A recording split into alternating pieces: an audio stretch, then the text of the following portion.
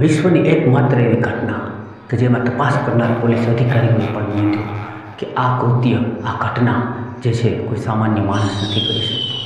આની પાછળ કોઈ અદૃશ્ય શક્તિનો હાથ છે.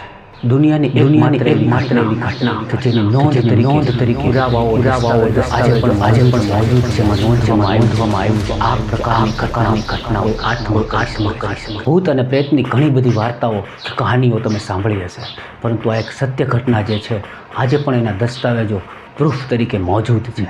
આ ઘટના ઉપર અનેક વેબ સિરીઝ બની અને મૂવી પણ બનેલા છે. આ કહાનીની અંદર ભૂત, પ્રેત, આત્માઓ અને તેને બોલાવવાની વિધિની વાત છે. સાથે સાથે એક બરબાદ થયેલા પરિવારની કરુણ કહાની છે. આ આખી ઘટના જે છે 1990 આસપાસની છે.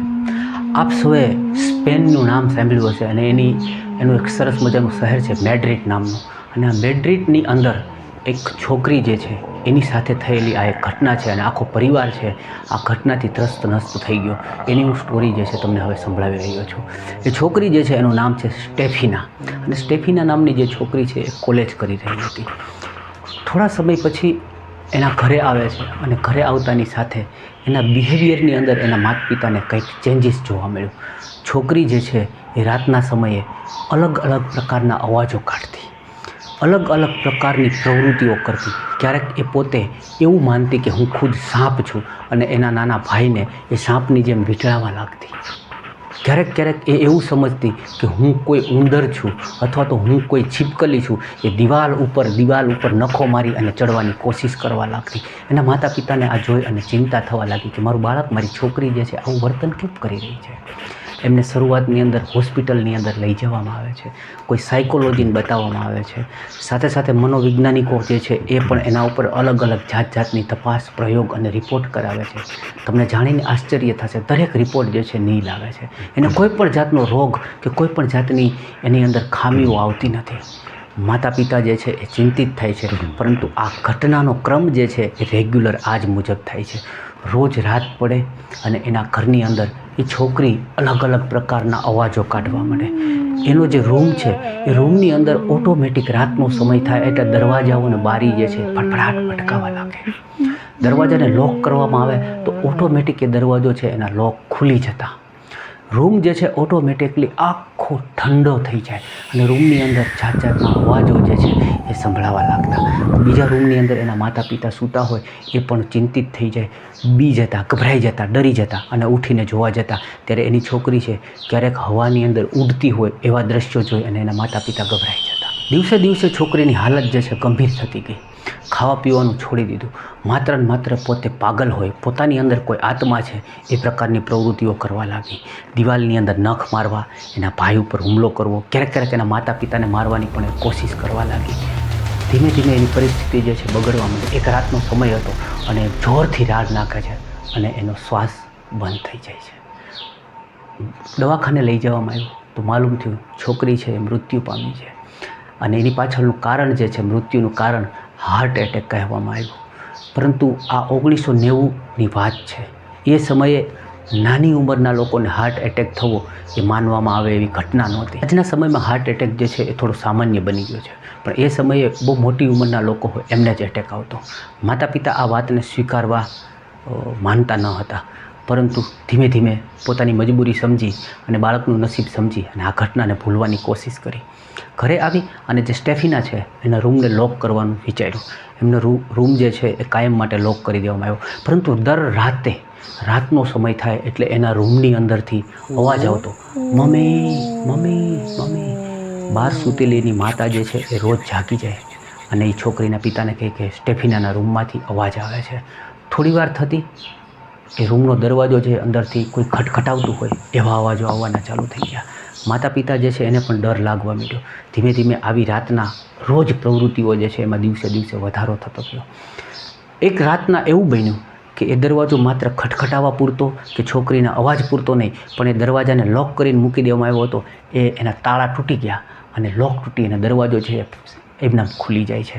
માતા પિતા જે છે એ ગભરાઈ ગયા, પણ ડરતા એ રૂમની અંદર જાય છે. રૂમની અંદર જતાની સાથે જ એમણે જોયું કે એની અંદર જે કાંઈ વસ્તુઓ પડી હતી એ તમામ વસ્તુઓ છે એ વેરવિખેર થઈ ગયેલી. એમણે જે વસ્તુઓને સાચવી વ્યવસ્થિત ગોઠવવામાં આવી હતી એ બધી જ વસ્તુઓ જે છે ઉલટસુલટ થઈ ગઈ હતી. ઇવન કે સ્ટેફીના જે છે એનો ફોટો રાખવામાં આવેલો હતો, એ ફોટો પણ ઊંધો થઈ ગયેલો હતો. એમને ફોટા તરફ નજર જાય છે તો ફોટો છે એ નીચે પડી જાય છે, અને જ્યારે એના મમ્મી પપ્પા એ ફોટાને હાથમાં લે છે તો એવું થયું, આ નોંધાયેલું છે મિત્રો, કે ફોટો સળગવા લાગ્યો, એના હાથમાંથી તસવીર ફેંકાઈ જાય છે અને માતા પિતા જે છે દોડીને ઘરની બહાર નીકળી જાય છે. ફરીથી એ દરવાજાને લોક કરી દે છે અને એક નવી સવાર પડે છે. એના પછીની રાતે થોડીક ભયાનકતા વધે છે. એની પછીની રાત એવી આવી કે એના મમ્મી સૂતા છે, એના પપ્પા સૂતા છે, અને એ દિવસે ફરીથી અંદરથી અવાજ આવવાના ચાલુ થયા, મમ્મી મમ્મી મમ્મી.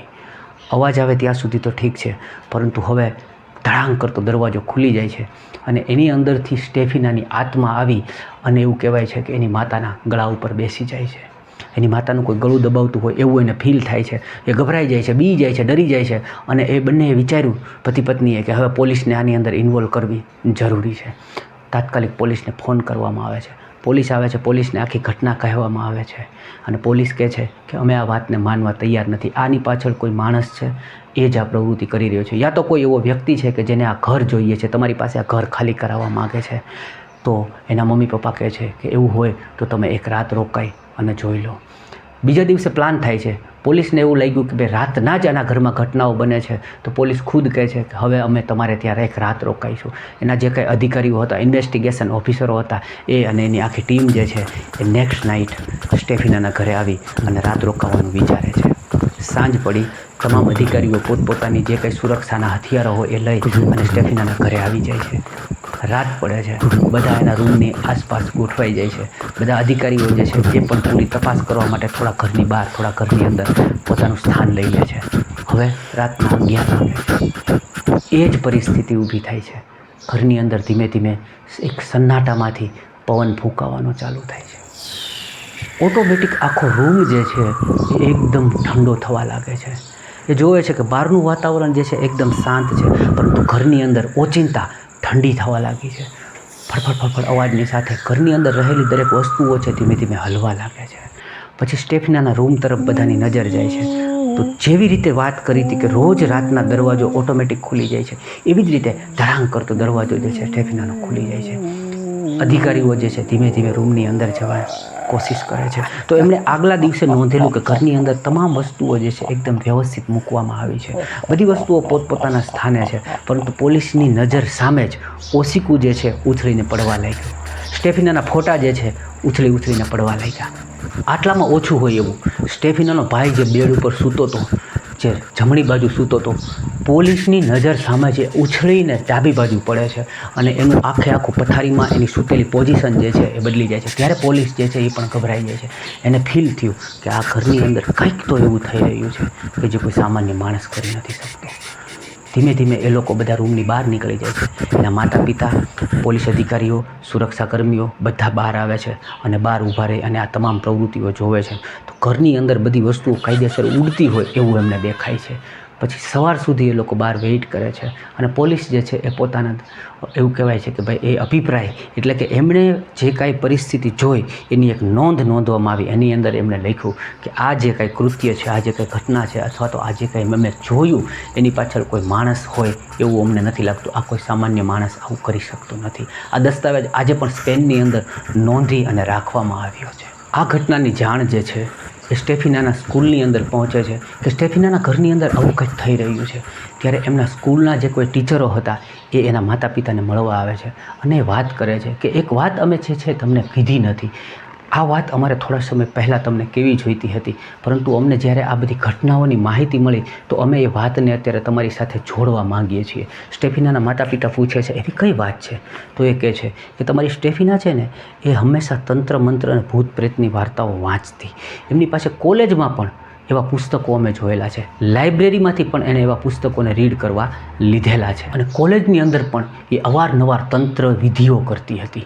એક વખત અમે લોકોએ ખુદ જોયેલું, એમના શિક્ષકોનું કહેવાનું હતું કે કોલેજની પાછળની સાઈડમાં 4 છોકરીઓ જે છે એ કોઈક મંત્ર વિધિ કરી રહ્યા હતા. એક ટેબલ રાખી અને એના ઉપર બધી આંગળીઓ મૂકી અને કંઈક મંત્ર બોલી રહી હતી. એના ઉપર રાખેલો એક ગ્લાસ જ્યારે તમારી સ્ટેફના મંત્રવિધિ બોલી રહી હતી, આત્માને બોલાવી રહી હતી, ત્યારે ઓટોમેટિકલી એ ગ્લાસને અને પૂરેપૂરા ટેબલને મેં ઉડતો જોયો. અને એ જે શિક્ષિકાએ જોયું હતું એણે કીધું કે આ જોઈને હું તો ચીસ પાડી ગઈ હતી અને દોડીને હું આવી. ત્યારે મેં જે જોયું કે એ ગ્લાસ જે છે એ ઉડતો હતો હવામાં અને પડ્યો, એના અંદરથી એક સફેદ કલરનો ધુવાળો નીકળ્યો અને તમારી સ્ટેફિનાના નાકથી અંદર ગયો હોય એવું મેં જોયું. મેં રાડ નાખી અને સ્ટેફિનાને ખીજાણું, એની સાથે રહેલા તમામ વિદ્યાર્થીઓને પણ હું ખીજાણી અને બધાને ક્લાસ ભેગા કર્યા અને મેં એમને કડક સૂચના આપી કે આજ પછી તમે આવી કોઈ ઘટના ન કરશો. ત્યારે આ વાત એના મમ્મી પપ્પાએ સાંભળી તો એને યાદ આવ્યું કે આ જે દિવસ હતો એ જ દિવસથી એની દીકરીની પરિસ્થિતિ પણ ઘરે બગડવા લાગી હતી. એનો મતલબ કે એણે કોઈ આત્માને બોલાવી હતી અને એ આત્મા જે છે સ્ટેફિનાના શરીરની અંદર પ્રવેશી ચૂકી હતી. તો આ સંપૂર્ણ કિસ્સો, સંપૂર્ણ ઘટના જે છે એ તમે નેટ ઉપર જોશો અથવા તો મૂવીઝની અંદર જોશો, કેટલી વખત વોટ્સઅપ વાયરલ થયેલો છે. એના ઘણા બધા દસ્તાવેજો છે, ઘણા બધા પુરાવો જે છે એ નેટની અંદર તમને ઉપલબ્ધ મળી રહે છે. અને દુનિયાના સૌથી ભયંકર દસ્તાવેજને પુરાવા સાથેનો કિસ્સો જે છે એ આને ગણવામાં આવે છે. મને લાગ્યું કે આ ઘટના જે છે તમારી સુધી મારે પહોંચાડવી જોઈએ. તમારું શું કહેવું છે? શું આ ઘટનાની પાછળ કોઈ આત્મા છે? સ્ટેફિનાએ બોલાવેલ ભૂત જે છે એ એના શરીરની અંદર ગયું હશે કે આજે પણ એ ઘરની અંદર આત્માઓ રહેતી હશે? પછી કહેવાય છે કે પોલીસ અને એવું કહેવાય કે ન્યાયતંત્રએ એને સલાહ આપેલી કે તમે હવે એ ઘરને છોડી દો. આજે પણ એ મકાન જે છે એ લોક કરેલું છે, એના અંદર કોઈ રહેતું નથી, એના અંદર કોઈ જાતું નથી. અને સ્પેનના ઇતિહાસની અંદર સૌથી ભૂતિયા, સૌથી ડરાવનું જો કોઈ મકાન હોય તો એને નોંધવામાં આવ્યું છે. આખી સ્ટોરી જે છે મેં તમને કીધી છે. કમેન્ટની અંદર કહેજો ઘટના જે છે કેવી લાગી, વાત જે છે કેવી લાગી, તમારું મંતવ્ય શું છે. બીજી વાત અને બીજી આવી કોઈ સ્ટોરી લઈને આવું. ત્યાં સુધી ખુશ રહો, મસ્ત રહો, વ્યસ્ત રહો અને એકદમ તંદુરસ્ત રહો.